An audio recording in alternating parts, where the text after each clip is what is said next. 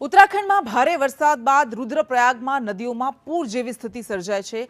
અલકનંદા નદીના જળસ્તરમાં સતત વધારો થઈ રહ્યો છે। અલકનંદા નદીના આકાશી દ્રશ્યો સામે આવ્યા છે। આ તસવીરો જ અમે આપને બતાવી રહ્યા છે। ઉત્તરાખંડની વચ્ચોવચ્ચ વહેતી અલકનંદા નદી છે કે જ્યાં ભારે વરસાદને કારણે જળસ્તરમાં સતત વધારો થઈ રહ્યો છે। આ જ નદીના દ્રશ્યો સામે આવ્યા હતા 2 દિવસ પહેલા કે જ્યાં શિવજીની પ્રતિમા મોઢા સુધી ડૂબી ગઈ હતી। માત્ર શિવજીની જટા દેખાતી હતી અને હજુ પણ ઉત્તરાખંડમાં કંઈક આવી જ તસવીર છે।